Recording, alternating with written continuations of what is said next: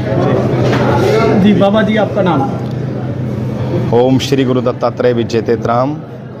Vague भगवान का दिया हुआ गुरु महाराज की देवा छोटा नाम है महंत रमनपुरी, डेरा बाबा परमहंसपुरी, सूरजकुंड, माता मंदिर, माता गेट, कैथल का निवासी हूँ। आज की मीटिंग का आयोजन किया गया है? यह मीटिंग हमारी पिछले महीने भी हुई थी।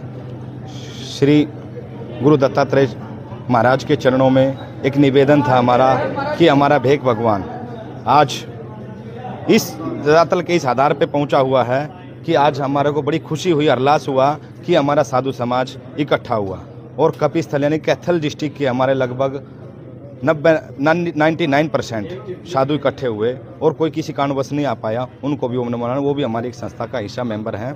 यह एक कपिस्थल संत महामंडल का आज स्थापना की गई है, जिससे कि हमारे समाज में, हमारे देश में, हमारे धर्म के लिए जो अनेकों प्रकार के सांस्कृतिक कार्यक्रम हो या धार्मिक कार्यक्रम हो या किसी भी प्रकार का कोई भी कानून की व्यवस्था का हो, ये हमारा संत महामंडल उन कार्यों में संलग्न रहेगा, हमेशा तत्पर रहेगा। भविष्य में क्या योजनाएं हैं, क्या कुछ करना चाहते हैं? ये जो मीटिंग का आयोजन उद्देश्य क्या है? उद्देश्य ये है कि हमारे जितने भी धार्मिक संस्थान हैं, लगभग सबसे पहले तो यह है कि इनका संरक्षण करना, इनकी व्यवस्थाओं को संभालना, क्योंकि आज साधु संतों का किसी व्यक्तिगत आधार पे कहीं मानसिक संतुलन बिगड़ता है, तो ये व्यवस्थाएं स्थानों की जो हमारी परंपरा गुरु पीरों की आदि अनादि काल से चली आ रही है, उसको संरक्षित रखने के लिए हमारे संत महामंडल का होना बहुत अनिवार्य है, जिसमें कि हमारी जो परंपराएं हैं, जो एक व्यवस्थाएं चली आ रही हैं, उनको ज्ञान संतों को ही होता है, ना कि कहीं किसी एक संत की कमी से पूरा ग्रस्त समाज संस्था कमेटियाँ बना लेता है, तो वह आश्रम साधुओं से दूर हो जाता है, जिससे कि आए गए रमते साधु हमारे, उनको रोजी रोटी उनकी बेचारों की बंद हो जाती है, तो वो फुटपाथ पे आ जाते हैं।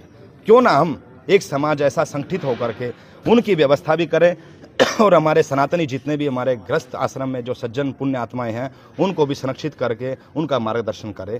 इसका मेन उद्देश्य ये हमारे भारतवर्ष को एक सशक्त राष्ट्र के निर्माण में हमारे संतों की जो भूमिका पहले से रही है, उसके अंदर हम लोग पुण्य अपने आप को भी स्थापित करें। जिस तरह से आप लोगों ने कहा कि संत समाज की आवाज़ उठाने की बात है, डेरों की आवाज़ उठाने की बात है, शहर में कुछ जो समाज सेवी हैं वो चाहते हैं कि कोई भगवाधारी विधानसभा में पहुंचे, धार्मिक आवाज़ उठाए और लोगों के भले के लिए वहां पर भी बोले।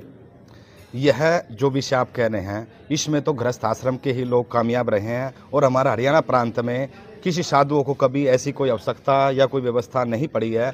यदि संत समाज भेग भगवान ये कोई निर्णय ले, कोई ऐसे सुपात्र संत को कभी कोई ऐसी व्यवस्था दें, तो संत समाज का अपना निर्णय है। इसमें हम अपने व्यक्तिगत तौर पे आपको इस विषय में कोई भी ऐसी टीका टिप्पणी नहीं कर सकते, क्योंकि राजनीतिक एक ऐसा धरातल पे ऐसा जो वर्तमान परिस्थिति में राजनीति का जो आचरण हो गया है, वो साधुओं की नीति मर्यादा से परे है।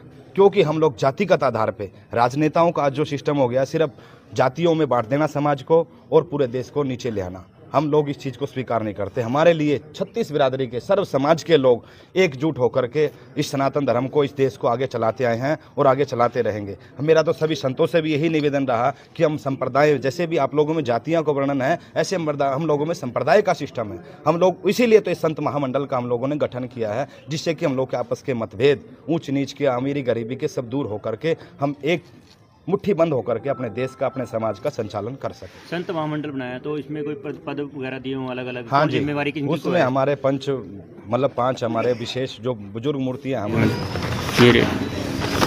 ये लिखा हुआ था पीछे 5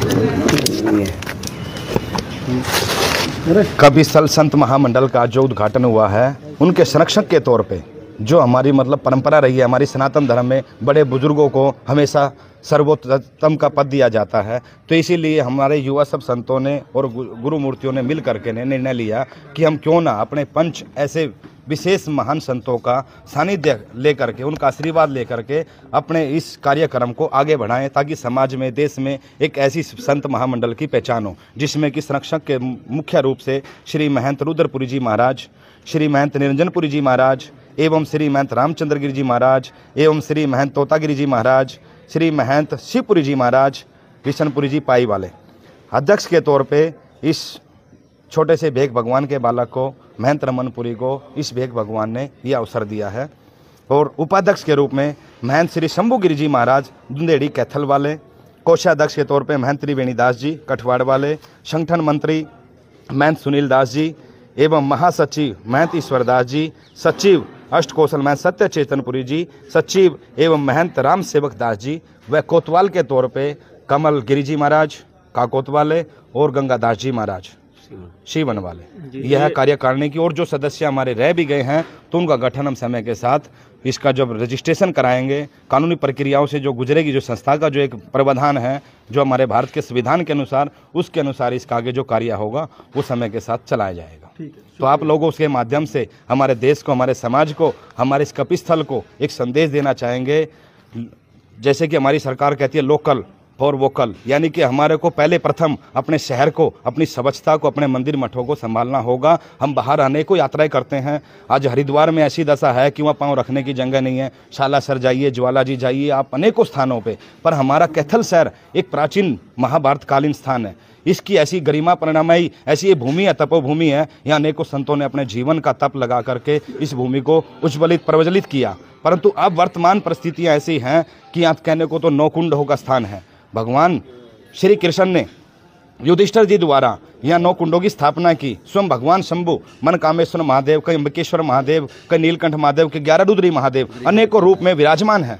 परंतु यहाँ उन आश्रमों की व्यवस्थाएं जो होनी चाहिए वो वर्तमान परिस्थिति में नहीं है, क्योंकि लोगों का रुझान भाव विपरीत जा रहा है। मैं आप सभी से निवेदन करना चाहूँगा कि आप लोग अपने देश को, अपने धर्म को, यानी कि जो अपनी जो कपिस्थल नगरी है, इसको साफ सुथरा रखने में हम सब संतों का सहयोग दें, ताकि कोई भी अन्य असामाजिक तत्व इन स्थानों को अक्षति ना पहुँचाए और किसी प्रकार से हमारा आपस में भाईचारा ना बिगड़े। ये